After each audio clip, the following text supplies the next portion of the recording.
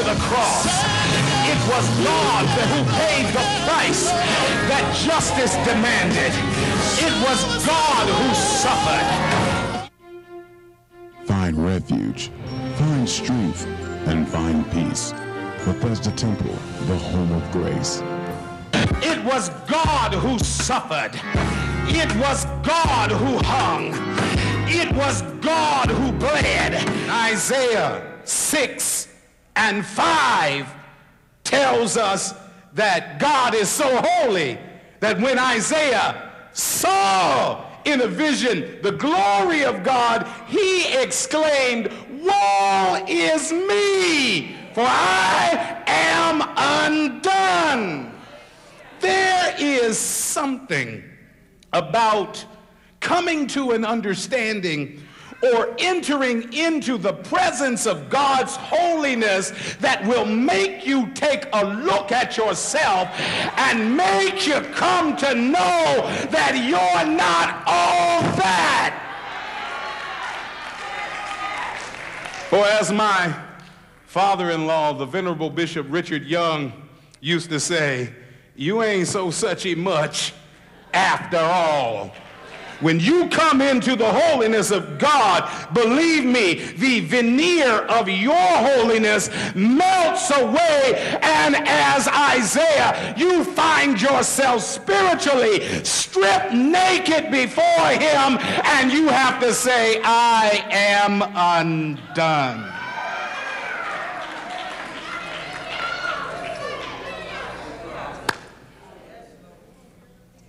At the cross, as nowhere else, we see the infinite malignity of sin and the awesome and terrible justice of God in punishing that sin. What do you mean, High? Let me just say it to you like this. God was angry when he destroyed the world by flood.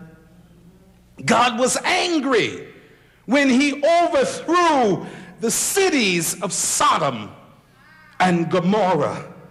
God was angry when he visited 10 plagues upon Egypt.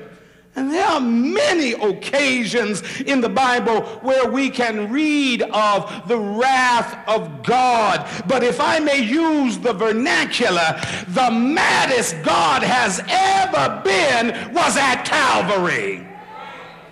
And you need to understand who it was that was really at work on Calvary. It wasn't about the chief priests and their plot.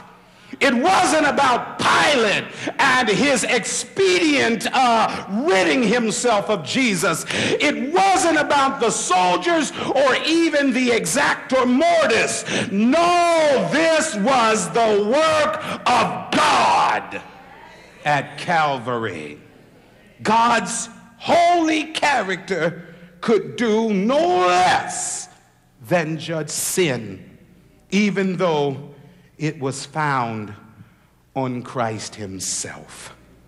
At the cross, then, God's justice was satisfied, and his holiness was vindicated, and it pleased the Lord to bruise him. But that was not the only reason that it pleased the Lord to bruise him. It pleased the Lord to crush his Christ because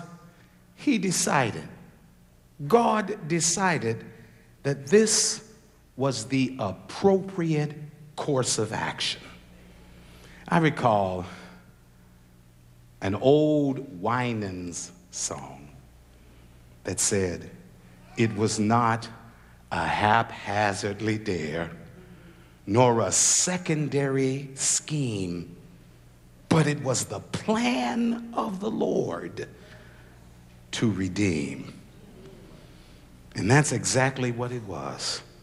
This was God's plan.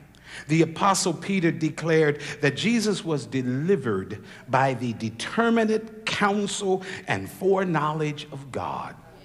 And according to Revelation 13 and 8, the Lamb was slain in the mind of God, in the plan of God, and in the decree of God from before the creation of the world.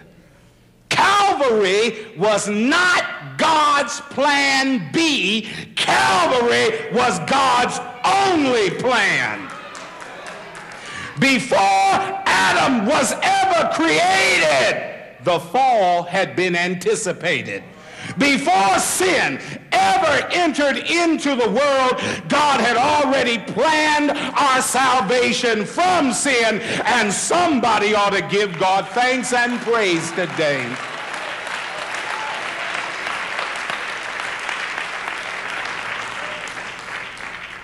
In the eternal counsels of deity, it was foreordained that there should be a Savior for sinners.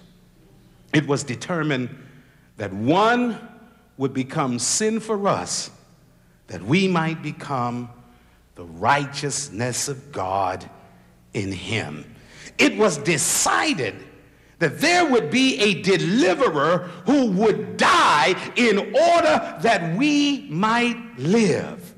There would be no victim on that center cross at Calvary, even though it was made to look that way. It was all a part of the plan. Fallen man needed to see a suffering victim on that cross.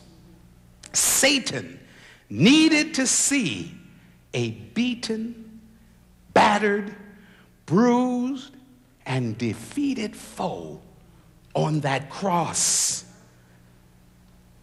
But this was all part of the plan. May I explain? While men were nailing Christ to the cross, he was nailing the handwriting of ordinances that stood against us to the cross. The case that we all caught, he nailed it to the cross. While men were doing their worst, God was doing his best right there at the cross.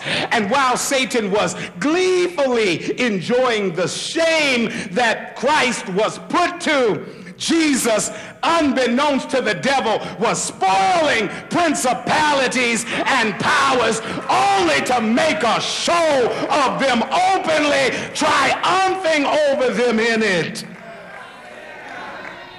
And when the Jewish elite and the Roman brutes thought that they were putting Christ to a vile and horrible death, Jesus was affirming what he had already said. No man takes my life, but I lay it down. This is my choice. I have the power to lay it down, and I have the power to take it again.